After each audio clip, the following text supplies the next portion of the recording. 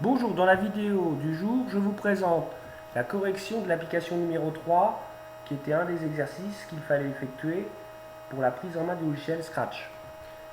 Je rappelle l'exercice en question, celui-ci. Il faut que l'on crée un script, un programme qui permet de faire déplacer le crabe grâce aux flèches directionnelles du clavier. Il faut qu'on définisse un programme, mais aussi qu'on change un lutin et l'arrière-plan.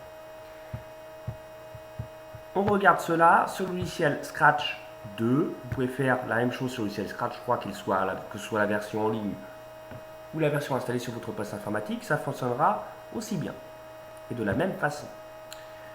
Bon, le lutin chat, on ne s'en sert pas. On va le supprimer. Clique droit dessus, je le supprime. Ce lutin, je veux le changer, mettre un nouveau lutin à la place. Et bien là, je vais aller dans la bibliothèque, puisque le crabe, on ne va pas le dessiner, il existe déjà, il est dans la bibliothèque. Dans la catégorie animaux, je vais le chercher, il est là. Voilà, le lutin est chargé, il s'est mis sur la page. On va changer l'arrière-plan, la scène. Même principe. Ici, j'ai défini un arrière-plan dans la bibliothèque. Moi, je vais prendre par exemple un bleu uni comme étant l'arrière-plan. Voilà, c'est bon. Il nous reste à cliquer sur le lutin crabe. Et là, dans Script, dans la zone de droite, on va écrire le programme en question qui va permettre de piloter ce crabe pour qu'il écrive quand on se déplace grâce aux flèches directionnelles. Bon, comme chacun des exercices qu'on a fait précédemment, il y avait toujours ce que l'on appelait des conditions initiales. Qu'est-ce que c'est que les conditions initiales? Eh bien, ce sont des conditions de départ à chaque fois qu'on lance le jeu qui doivent être définies. Donc là, à chaque fois qu'on cliquera par exemple sur le tableau vert, il faudra effacer par exemple tous les tracés qui ont été faits quand on a joué précédemment sur notre petit jeu. Donc ça, il faut qu'on le définisse. Donc je vais pour cela aller dans bloc événement, je vais faire quand drapeau vert cliquer. Et on va dire quelles conditions initiales est-ce que l'on souhaite. Donc on a dit qu'on voulait effacer les tracés qui vont être faits à chaque fois qu'on clique sur le drapeau vert. Et puis on va donner aussi une position de départ du crabe. Donc on va définir la position de départ comme étant le centre de la scène. Le centre de la scène, je rappelle, on l'a vu dans les exercices précédents dans les corrections, c'est défini par un bloc aléa x0, y0. x0, y0 correspond aux coordonnées du centre de la scène. Je définis ces coordonnées, voilà. Donc théoriquement, si je clique sur le drapeau vert, on a bien le crabe qui se met au centre. On va définir dans le stylo que tous les tracés soient effacés à chaque fois qu'on cliquera sur le drapeau vert.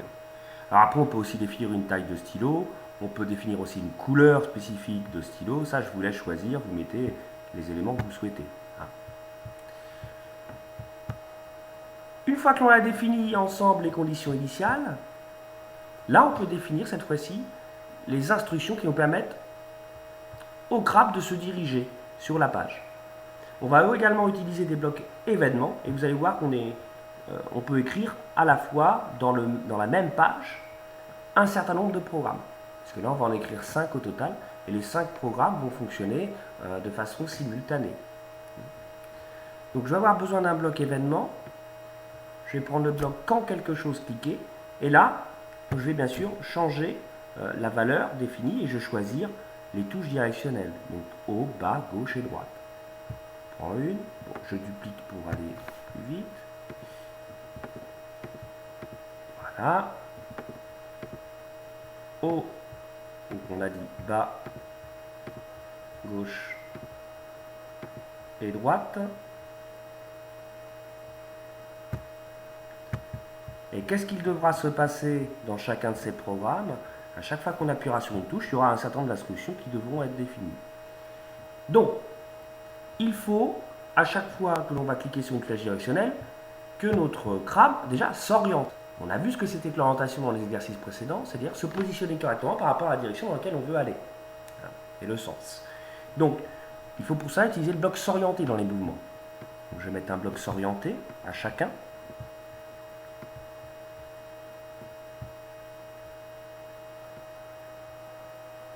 Voilà. Quand on ira vers le haut, il faudra qu'il s'oriente vers le haut, je lui définis. Quand on ira vers le bas, il faudra qu'il s'oriente vers le bas. Gauche à gauche, droite vers la droite. Jusque-là, c'est simple. non seulement il s'oriente, mais il se déplace. Donc il faut avancer. Donc je prends un bloc avancé. Et tant que l'on restera... Alors, on pourrait utiliser un bloc de contrôle de répétition pour répéter l'avancement tant que l'on appuie sur la touche. Pour le logiciel est intelligent, hein, là dans le cas de figure que l'on a, tant que j'appuie sur ma flèche haute, il va avancer et répéter l'avancement de 10 à chaque fois que je reste appuyé dessus. Donc là, j'ai pas besoin de mettre de bloc de répétition. Ça suffit. Il nous reste une chose à faire, qui n'a pas été définie, dans les conditions initiales. Parce que dans les conditions initiales, on a juste dit là pour l'instant, si je clique sur le drapeau vert, qu'est-ce qui se passe? Là, je peux me déplacer, mais je vois que j'ai aucun tracé derrière moi. C'est normal, je ne l'ai pas dit. Je ne l'ai pas dit dans les conditions initiales de définir aussi que l'on veut écrire après avoir choisi la couleur. Donc, qu'est-ce que je fais? Je vais tout simplement mon stylo, je le mets en position d'écriture à la fin des conditions initiales. On relie les conditions initiales. Donc, théoriquement, si j'appuie sur le drapeau vert, voilà, le crabe se met bien à x0 égale 0. On a tout effacé, parce qu'on n'avait rien écrit pour l'instant. On choisit une couleur et on met le stylo prêt à écrire. Là, il est prêt à écrire. Et puis, bien, maintenant qu'on a un programme définissant ce qu'il se passe quand j'active chaque touche directionnelle, eh bien, regardons ce qui se passe. Voilà. J'ai bien, à chaque fois que je change d'orientation avec mes touches du clavier, le crabe qui change d'orientation, qui se déplace et qui fait un tracé derrière lui. Voilà.